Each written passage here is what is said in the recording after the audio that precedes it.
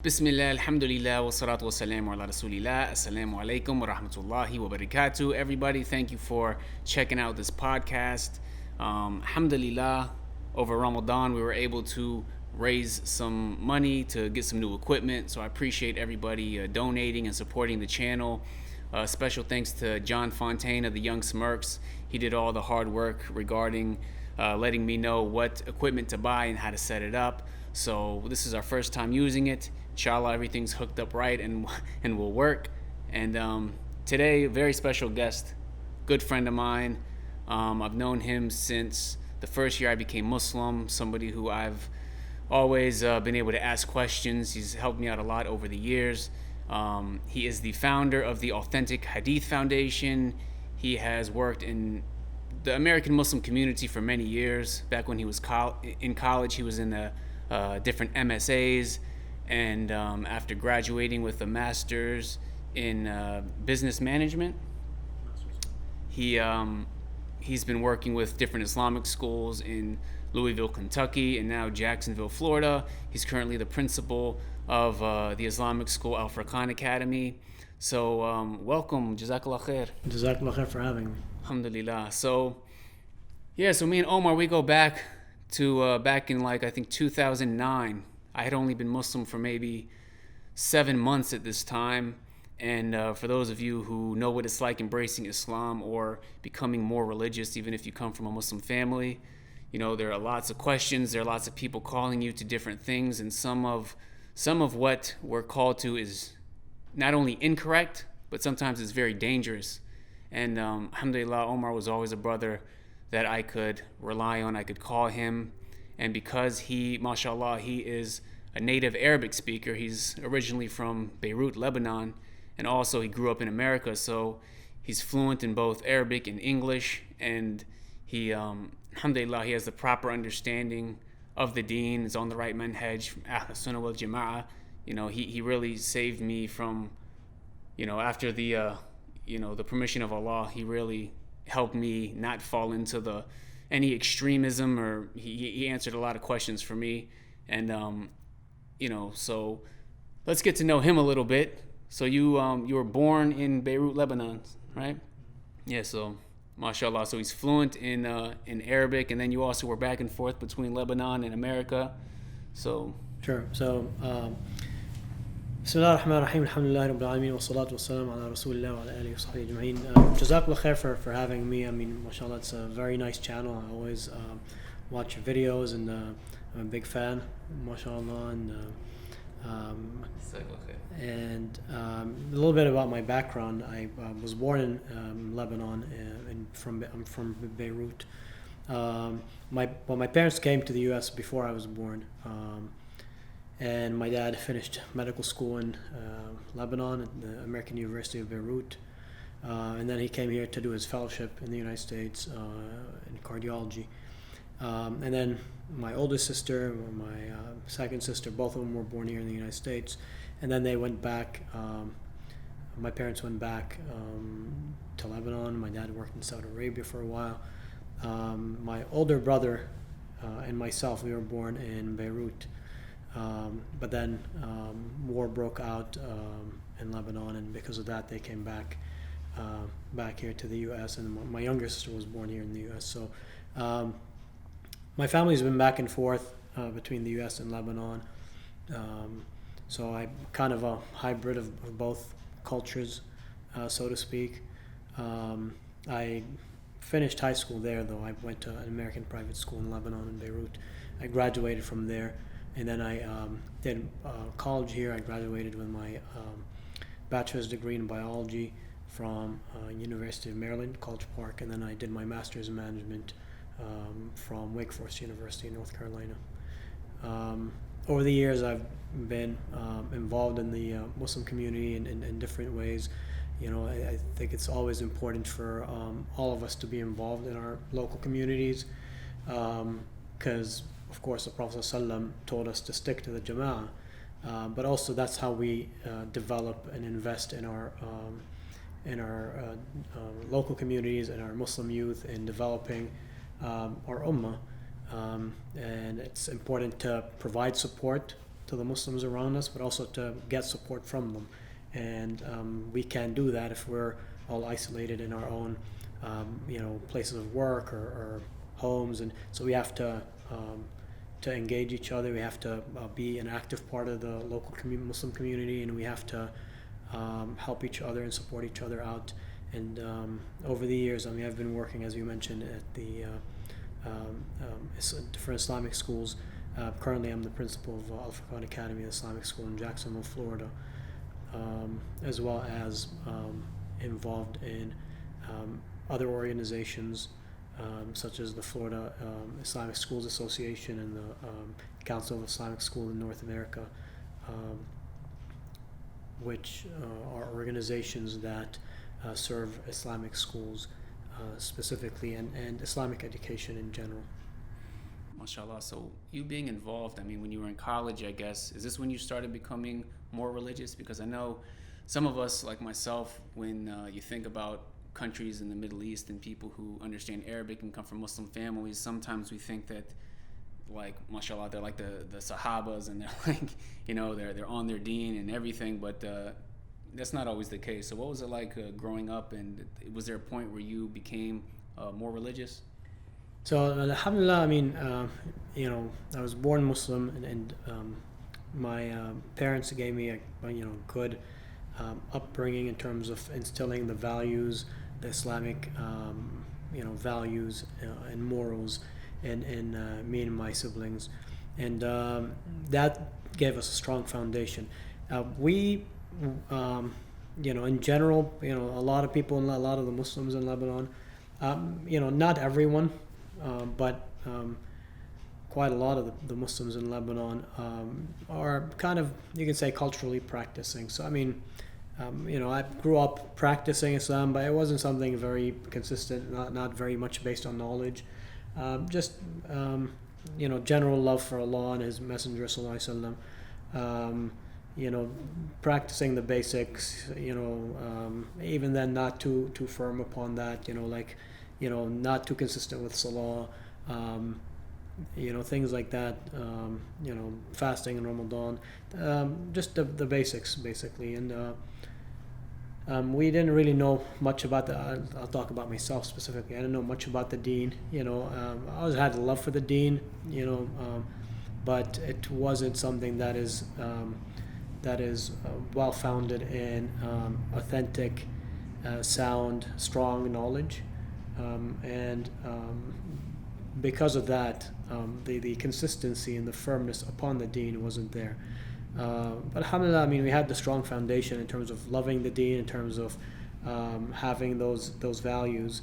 But then, started practicing more in high school, back in Lebanon, with a few close friends. But again, it was still limited because of, I think, the environment and the social aspect of it. It's very difficult to practice the deen, believe it or not, in Lebanon, to kind of practice more in depth or to learn more in depth, because, well, for one, you have a lot of different groups and sects, a lot of people that are calling to away from the Sunnah, but they're calling to their own version of Islam or their own understanding of the deen. But you also have the social pressure. People, it's just a different cultural norms, and so people do tend to get involved in, kind of other people's, what they're doing. So like here, if you, in the United States, if you grow your beard, no one's going to comment on that, at least not to your face, not to you, not your, people generally mind their own business, everyone's free to do what they want. If someone is has something negative to say, usually they're not going to say it to you. It's usually some strangers who, aren't going to say that about you. And people that do know you generally are more respectful of your choices. Again, that's not to generalize, but because there's always people everywhere who do different things. But in Lebanon, people are, extended family, neighbors, random people that you might know would comment and say all types of stuff about whatever, so it's not typically common for men to, even practicing Muslim men, to grow their beard in Lebanon, for example. So, and again, we're just taking that as an example. So typically, even only the shuyukh would grow a beard, and even then it wouldn't be a full beard.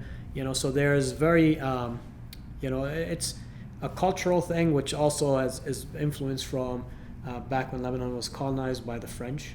So there's a lot of remnants of colonization still in people's minds. So it's even though in high school we started practicing more, it was to a limited extent because of all those other cultural and social factors. When I came here to the United States after graduating high school and I started college, one thing you'll notice in the United States is that you have different forces pulling in different directions. So kind of being in the middle, just like not getting involved with, kind of getting involved with people doing bad things, but not getting involved with people doing good things, and going to the masjid and getting involved in the community. In Lebanon, it's a lot easier to maintain that in the middle area. We're not actually, again, because of those social factors and those family pressures and again, the values, what's acceptable, what's not, the norms.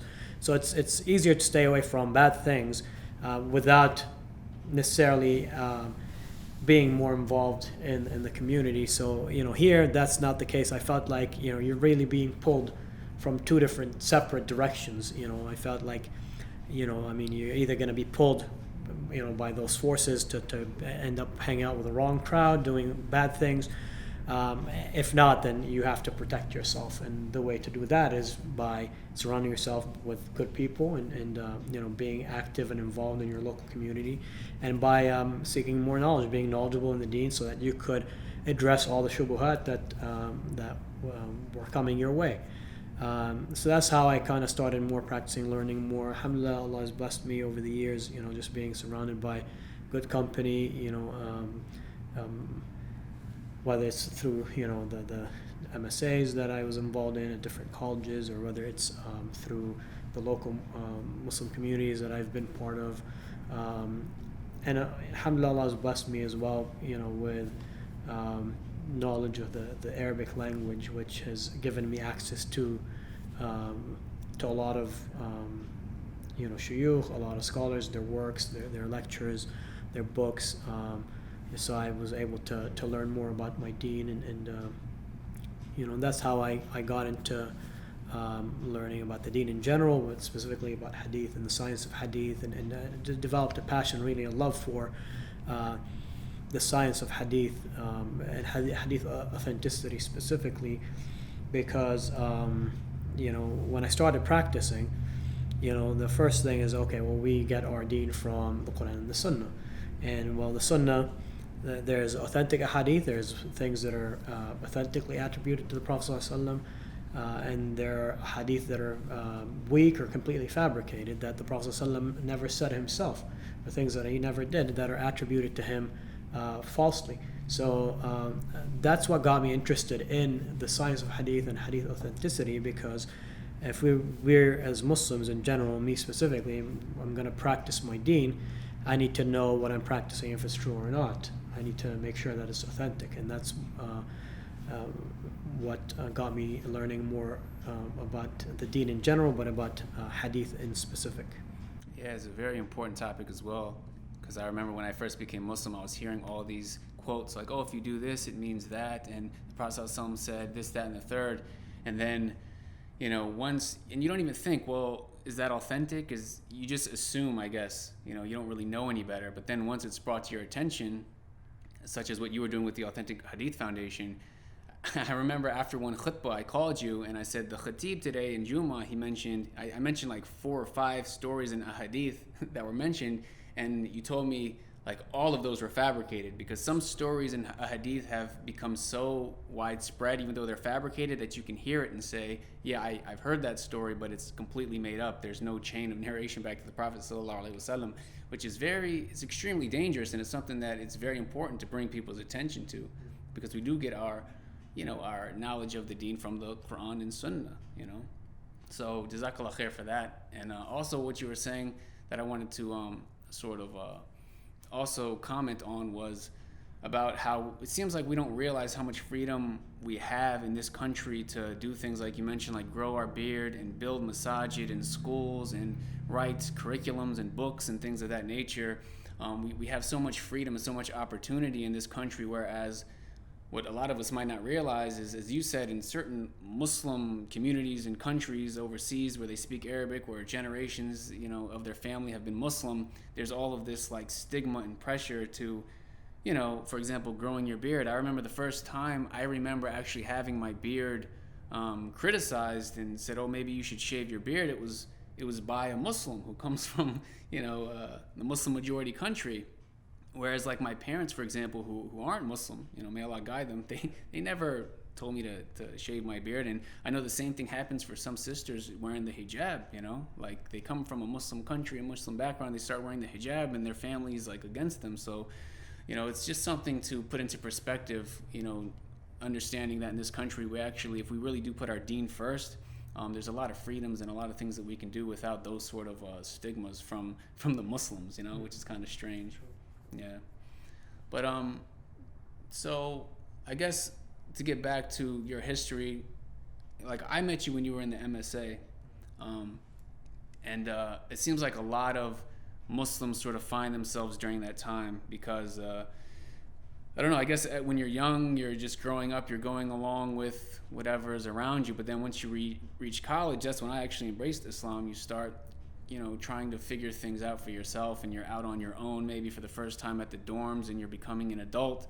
And it seems like a lot of people who come from Muslim backgrounds become more religious at this stage, So you want to touch on that and your experience in the MSAs and how, I know you guys at University of Maryland during that time specifically, there was a very strong MSA and a lot of good brothers that we've all sort of remained friends over the years. So yeah. SubhanAllah, so you're right. College is a interesting phase in life. I mean, it's when the people are old enough to be adults, to be considered adults. They're independent, but at the same time they're still young and learning and growing and developing. And then in college you get exposed to all kinds of things. You get exposed to the good and the bad, and you get to actually think it through for yourself. You actually get to meet a lot of other people. You're independent again. You're exploring. You're learning. You're kind of analyzing different ideologies and beliefs, and it puts your whatever beliefs and values that you have. It puts whatever beliefs and values that you have acquired already, throughout your childhood. It puts it to the test. It kind of pushes things to an extreme. And so I feel like it's a combination of being exposed to a lot of things while also making a lot of connections, a lot of friendships, a lot of brotherhood and sisterhood, and I think you're right. I've seen a lot of different MSAs. I've seen MSAs that are not existent on some college campuses, to MSAs that are more like social gatherings, people just hanging out, just guys and girls just hanging out, and there's not much substance to it. It's just going out to do hookah or things, just hanging out, socializing. I've seen where it's more knowledge based. Brothers and sisters are actually learning their deen, supporting each other. Holding khutbahs on campus. Jama'at, Dhuhr prayers, and actually forming a community, and the thing with colleges is that usually students are full-time students. They're there all day long, so it's literally that's where it comes from. If you think about after college, where when people graduate, everyone has a job, different place. They have limited exposure to other Muslims around them. I mean, they throughout the week, day to day, people don't have much contact with other Muslims. They don't have, they're pretty much, the bulk of their day is taken up at work, and then other commitments come in play. I mean, they have to support a family. They have commitment to their family, their spouse, their children. A lot of other things kind of are kind of obstacles to help to people kind of forming that tight-knit community or strong brother and sister. Well, that's why I feel like the MSAs provide that opportunity, because people are there. I mean, as a college student, you really have, take some classes, but you have a lot of free time during the day. But then you have a lot of, opportunities to meet with people, and you're all there, on campus. So it provides a lot of just the space, the time, and the channel, really, the avenue to connect with people, to build that community. Which, if you think about it, that's what we all need.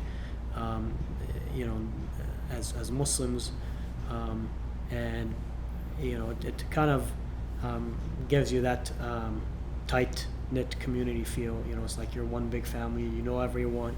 You need help, support. Everyone's there. You're learning together. You're growing together. You go through that. And in general, I mean, alhamdulillah, I've had good experience. With when I was in college, with the several MSAs that I was involved in. And I know some MSAs, not all MSAs are the same, and some people have had negative experiences with their MSAs, but at least, alhamdulillah, for my experience has been great at the different MSAs I've been involved in. MashaAllah. Yeah, so now that you have already been through that phase, you went through college, you graduated, and then you've spent several years having graduated and gone out in the real world and worked full-time in the different communities. After the MSA, what do you think is the next step? Because I guess, college, they have that sort of time amongst themselves to try to figure things out, and may Allah guide them and make it easy for them. But then you have sort of outside of college, you have the parents. When you sort of go on, you get your full-time job, as you said, you're busy working, and then also you get married, you have kids, and then you're also trying to take care of your kids and raise them properly. So aside from like after college and I guess before college, from your experience working in these different Muslim communities, what do you think is the best way for people to still try to maintain that sense of community amongst the Muslims, and also safeguard their own deen as well as their children? So, I mean, that's a good point, because after people graduate college, whatever community, whatever, brotherhood or sisterhood relationships that they have built over time with other Muslims around them, when people graduate, they kind of just leave that all behind and move on. Because, I mean, it's a new chapter in their life. It's, they're looking for a job, they're looking for a spouse. If they're married, then they're kind of looking to settle down, to provide for their family, take care of their kids. So a lot of these things kind of, it's a new stage in life. It's and it's just as important, if not more important, to be connected to the Muslim. It's just as important, if not more important, to be connected to the Muslim community around you. Now, in North America, the opportunities we have for that, unfortunately, are limited. But at the same time, the Islamic centers, the masjid, and the Islamic schools and Muslim organizations seem to be playing that role. And I compare, because and again, not to generalize, but at least based on my experience of growing up in Lebanon, the masajid there were really just to go for prayer. You don't see people there outside of the time of Salah. So really the 5 daily prayers, Jumu'ah, that's it. Eid Salah. You don't see there's no the social aspect of things people get from outside the masjid, because obviously the there is no need there that the masjid had to fill per se, which even though if you look at the time of the Prophet Muhammad ﷺ, we see that the masjid, the role that the masjid played was a lot more dynamic, a lot more encompassing, a lot more. It was a lot more active. It was the hub of social issues, knowledge seeking. It's community getting together. It's building brotherhood and sister. It's really was the center of the community. So here in the United States, that's something that people should make sure to connect to. And I think the challenge is people are used to connecting to their MSAs locally on campus, but not much of a connection to their local masjid. So when they graduate, they lost that connection to the MSA because they're not a student there anymore, but they haven't developed a connection with their local masjid, their Islamic organizations, their Islamic schools, so they lose that connection, and that's why sometimes you feel like there's a void or a gap. You don't see Muslims in that age group, working professionals, mid-20s, mid-30s, going to the masjid much. Because I think that's one of the things that MSA should make sure that they do is develop that connection of their own members, their college students, the Muslims on campus with the local masajid. That way, because even especially as the MSA is big and active, and you have daily prayers there, you have the weekly khutbah there. So, several years pass by when these young Muslims that's their community, and they're not really attending a khutbah at the masjid. Maybe during the summer, even then if they're taking summer classes, they're still attending the khutbah on campus. So prayer. So a lot of the connection becomes to the MSA, to the local musalla on campus, if there's one, or to the MSA, and it's all just kind of limited to on-campus activities. That becomes like your mini city, your mini community, your mini masjid, and it's disconnected from the general bigger Muslim population, to people from different age groups, people who are in different stages in life, people who are working, who have families, kids, older kids. It's disconnected from the masajid, and again not to generalize, but that's how some people end up falling into. That's why it's important for people, once even in college and beyond, after they graduate, to stay connected to their local masjid, local Islamic organizations, volunteer, be active, put their kids in Islamic school if they're in the field of education, get involved in and teach themselves in the local Islamic schools, and support Muslim organizations, develop our Islamic centers so that we provide the rest of the community with that support, and we get it in return as well. I think that's the key there. Yeah, it's interesting because I'm thinking about what you just said about making the masajid just more communal, and people making it more of a priority to be attached to it. And I think there's two things that come to mind. Is one, just the people themselves, the parents, the kids. I mean, it's mainly, I guess, the parents, right? And I guess young adults making it a priority to be a part of the masjid. And then two is also whoever is in charge of running the masjid making it feel welcome so people want to come. It seems like it's sort of a two-way street. And I was just thinking about how, like my dad, for example, he was in the Army. And when you're in the U.S. military, it's very common that you travel all the time. You get stationed here, you get stationed there. So like I was born in Hawaii, then we moved to Virginia, then we moved to Germany, and then we moved to Maryland. And when you move so much, you leave your friends, you leave your community, and it can be sometimes hard. So my dad, I remember he made some serious sacrifices just so that we could stay in Maryland. So from second grade on, I was in Maryland, and it wasn't because my dad wasn't stationed anywhere else. It was because he made certain sacrifices to make sure that, myself, my sister, my mom, we could stay there and be around our friends and family who were also in Maryland. So for example, he went to Korea for an entire year away from us, and this was in the 90s, before the internet. Like, we could barely talk to him, but that was the sacrifice he made. Then when I was in high school, he got stationed in Virginia, and he would drive hours every day. It was miserable for him, but he knew how important it was for us to want to go to our high school and see our friends and play on our sports teams.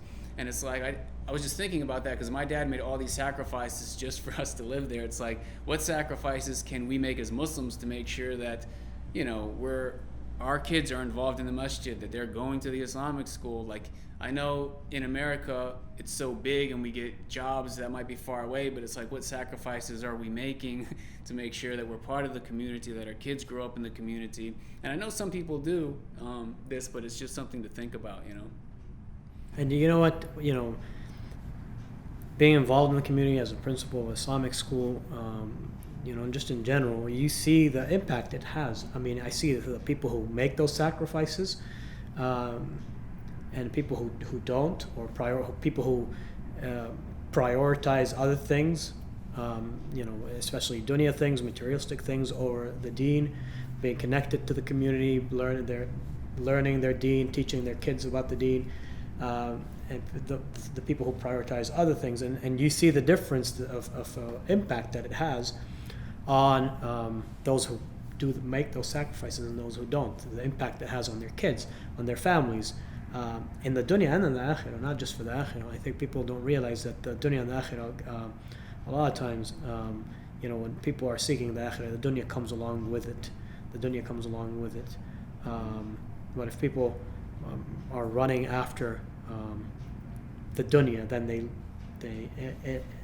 at the expense of the akhirah, or they sacrifice the akhirah to run after the dunya, then they lose both. Yes, SubhanAllah, that's such an important point. I mean, I'm sure because my mother, she was an elementary school teacher, and we would speak about some of her students and some of the things she would go through, and she would always bring up how important how important a parent's role is in their kid, in their education, in just their overall social adaptability and everything, like how she would meet with certain parents and they would show no interest in their kid, and those would be the kids who would be acting up and not getting their education. Then you'd have some that were very, very involved, and I'm sure you deal with the same thing at the Islamic school, that some parents just want to not be involved, not practice their deen, and expect their kids to be these great Muslims, these hafad, and to stay out of trouble, but it's like they don't seem to understand that. So maybe you could emphasize how important that is, the parent's role. Yeah, I mean, really, I think the parents are what gives the foundation at home. The schools, as an Islamic school, we build on that foundation. If someone comes home with no foundation, whatever we're building on top of that is going to be shaky, isn't going to do much. It's just going to collapse in the long run. In the long term, it's not going to hold together. But if at home, unless someone decides when they're older and they kind of make those choices for themselves, but as kids who are really dependent on their parents, if they have a strong foundation from home, or at least a sound foundation, even if the parents don't have all the time and the resources and the knowledge in the world to be able to give to their kids, but at least a sound foundation, then at the school we can build on that a lot more, and that goes Islamically speaking, academically speaking, same thing, character-wise, in all aspects, really. I mean, the foundation comes from home, and that's always going to be the same. No school on earth would be able to provide that foundation if at home the student isn't getting what they need, isn't getting that sound foundation, and regardless of whatever aspect that may be. Yeah. It also seems like a two-way street again, because the little time I've been involved with hanging out with some of the youth, you can see youth that they've been raised right. Their parents are always in the masjid. They're like, they've memorized a lot of Quran. I mean, they're like leaders amongst the youth. They help out the masjid and they help get the youth involved and stay out of trouble, and they're good role models and examples. Whereas the ones who aren't, sometimes unfortunately they're using foul language, and they sort of stink up the place a little bit. You know what I mean? So, it's just lots of different things. It has a bigger effect than people might even think. It's not just the Islamic school trying to teach them and struggling to do that, but even, when you raise your children right, what a beacon of light they can be for the rest of the community and the other youth, and it all plays a role. We're all interconnected in that way. I mean, there's one thing that comes to mind when you mentioned about the Islamic centers, making sure that it's welcoming to the people who are in charge of the Islamic centers, the Islamic schools, the Islamic organizations, the masjid, to make sure that they're welcoming for the general Muslims. So that's a very important point.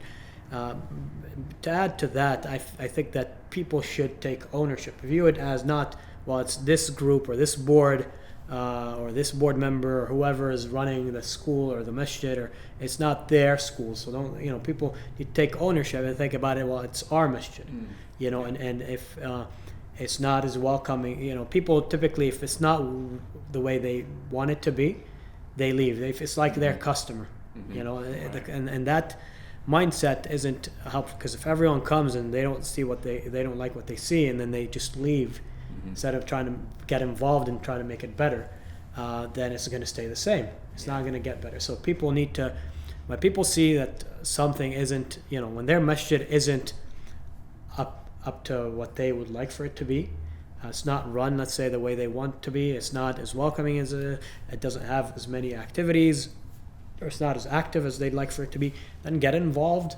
engage the local community. Chances are you'll find other people who are willing to participate, or are looking for the same things you're looking for, and kind of help invest and develop and build our community, our Islamic organizations, our masajid. Taking ownership, I think, is key. Yeah. That's funny, because now that you say that, I've noticed that the past couple weeks I've been here, there have been people who, for example, they wanted to start a little club or something, so they say, hey, I want to start a club. They're like, okay, email me. No one emails them back, and they just give up. And then there's other people who I've met who they just come every day, and they still have, you might be able to sense a little bit of frustration with the board or whoever not doing certain things that they want them to do, but because they still come and insist, they're doing tons of different activities at the masjid, so I think that proves your point completely, man. Like just don't expect the board and everyone else to do everything and for it to happen instantly, but if you just keep coming and keep trying, then you can do probably a lot more than you think.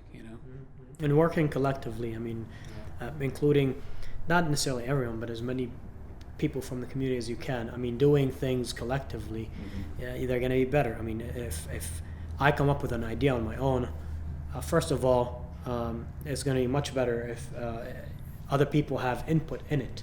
If I get feedback from other people, or that idea was generated or developed collectively. That's where the concept of shura comes in Islam. Number two, when it comes to implementing it, if it's my own idea, I'm trying to implement it, it's not going to fly. It's not going to go anywhere, or I'm going to have a very hard time trying to implement it, because everyone else is going to look at it as it's my project, my idea. They're not going to look at it that they have any involvement in it. They don't have any buy-in into it. They don't feel like they have any input in it. So, even when we look at the Sunnah of the Prophet Muhammad ﷺ as an example, even when he was the Prophet of Allah, he's the companions followed his commands, followed his instructions, his directions, his guidance. He still consulted with them. He still got their input into things. He still gave them a voice, gave them a say into things, and a lot of times went with what they had suggested, and with their input that they provided. So I think that's important as well for people who are active and involved in their local communities, or even on a national level, to involve others. It's not a one-man show. It should never be a one-man show, a one-person show. One person making all the decisions, coming up with their own ideas, kind of driving their own agenda, driving their own, what they think is best. I might come up with a great idea that I think is great, but then in reality, it might not be that good, or it might not meet the needs of the people in the community that we're trying to serve. Yeah, everyone has their own specialties, their own experiences that they can contribute, and we're so much stronger, man, just as an ummah when we work together, than having to learn things the hard way ourselves individually, But I guess the last topic we can touch on in this episode real quick was on this topic of being involved in the community. And sometimes we always hear about issues with, the masajid and the boards and the councils and this and that. And subhanAllah, like gone to Medina, everything's cool at a masjid. I come back and like there's a lawsuit going on with the imam, and he went and split and started his own masjid, and it's like, what's going on, you know? And unfortunately, this is somewhat common. But I guess my question to you would be, to what extent? I mean, obviously there's a line that like once you cross it, I mean, perhaps it's best to split and do your own thing. But what do you think that line is? Like, how much do you think you should put up with in terms of struggling and, you know, dealing with the people before you cause this big fitna and split the community and go start your own thing? Like, what do you think about that? Yeah, subhanAllah, I mean, it's a complex issue, and you know, a lot of it has different reasons, you know, I mean, so it's you know, I think, you know, we should be careful not to generalize, but the one thing that I at least for me, is sincerity. As long as the people you're working with, you can tell that they're sincere, they're truly trying to serve the deen and the community. Even if you don't agree with them, even if they see things differently, they have their own opinion on, you know, and you go in to a board meeting that has, let's say, you know, 15 people in it, and there's 15 different opinions on that one same issue. You know, I think that's fine as long as people are sincere. That's number one. Number two, they have some form of a process to be able to work through these differences and disagreements and arrive and move things forward, not just stay stuck. You know, people disagree and they're stuck, and it's just things aren't moving forward. You need that process. I mean, as long as people are sincere,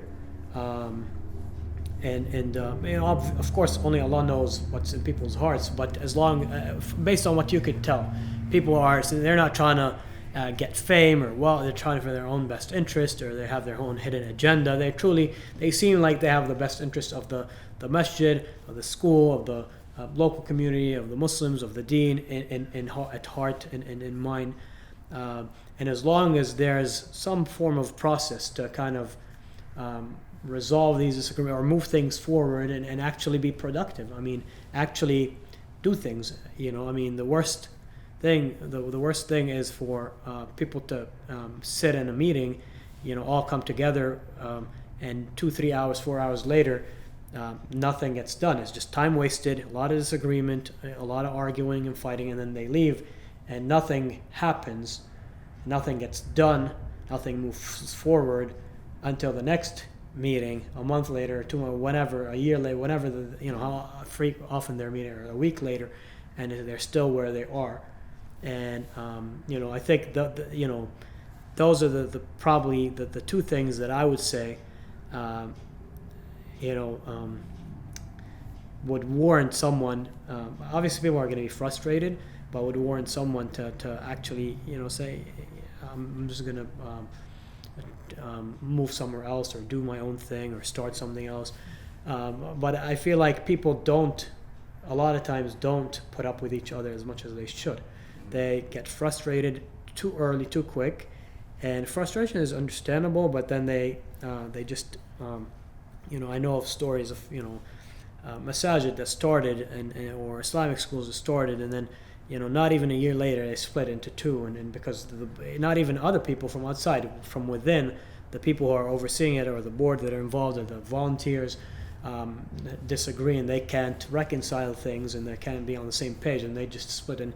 And you know, when it's premature, or when there's not enough need for that, if a community in a certain city is not big enough where you need more than one masjid, and you have, or then one Islamic school, and they split into 2 or 3 or 5 or 10, then each one of these Islamic centers or organizations are going to struggle on their own, because you don't have enough resources, enough manpower, enough support.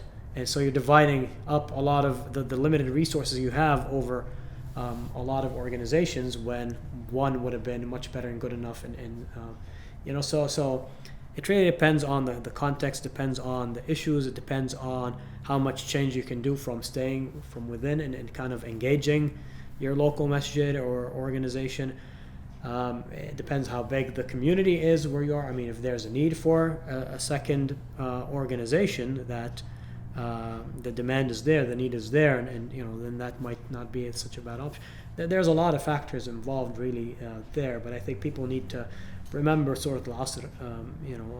Allah is reminding us that people are in loss except a group of people whom He mentions 4 characteristics for. And believing and doing good deeds, and you'll see those a lot of times coming together in the Quran. Amanu wa amilu salihat, amanu wa amilu salihat. Those who believe and do good deeds, to show that it's not enough to say I believe. The good deeds have to come with it. The other 2 and these 2 characteristics, the first 2 are things that in general people can do on their own. I don't need other people to believe in Allah, to believe in the Prophet's message, to believe in the pillars of Iman. I don't need other people's in general to do good deeds. Obviously, it's easier when you have support, when you're doing it in congregation, or when you're doing things, when you're praying in jama'ah, or when it's more rewarding. It's easier when doing things, good deeds, as a community. You have the support of other people around you. You support them, but those are things in general. The first 2 are things that people can do on their own, believing and doing good deeds.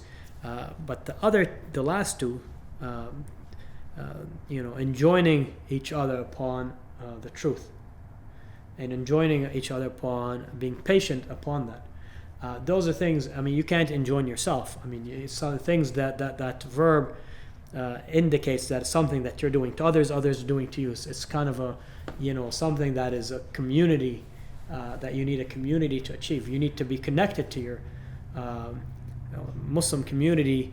You need to engage and advise and get to be open to take advice, and to go through all of that. And sometimes it comes with a little bit of roughness, a little bit of something might be rubbed the wrong way, but Ibn Taymiyyah rahimahullah, he has a very nice example that enjoining the good and forbidding the evil, and advising one another, and enjoining each other upon the truth, and upon being patient upon that. Sometimes it's kind of, the analogy he gave is like washing your hands. Sometimes you need a little bit of roughness. You got to rub your, you need to wash your hands, so that, but then the cleanliness that is the end result of that. That's the goal. That's the kind of the objective that you're seeking. Then you put up with a little bit of harshness or roughness, or not that people should be rough or harsh with each other, but that's going to come when people interact with each other by default. You could put a group of people together, and even if they're all wonderful people and they're interacting well together, sometimes someone's going to get rubbed the wrong way. So not to say that people should develop a thick skin, or not, don't be too sensitive, but kind of keep that in mind. So don't take things personally. Sure, your feelings are going to get hurt, and you're very much entitled to have your feelings get hurt sometimes when someone says something the wrong way to you, or whatever. But don't hold a grudge. Don't be bitter about it. Don't not be forgiving, not be willing to move beyond that.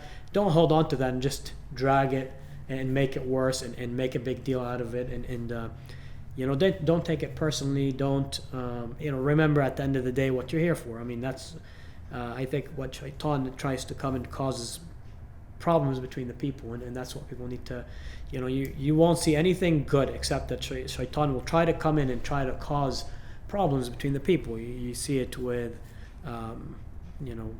with Islamic da'wah, Muslim organizations, any group of people trying to do good, Shaitan's not going to leave them on their own. He's going to try and come and cause problems between them. If he can't stop them from doing the good that they're doing, well, one way is to get them to fight and argue and have problems and disagreements amongst themselves, to the point where either that's going to break off the brotherhood and the sisterhood, the bonds or relationships that they have, the community that they have, which will result in stopping with the work that they're doing, or result in worse things. So I think that's important for people to keep in mind.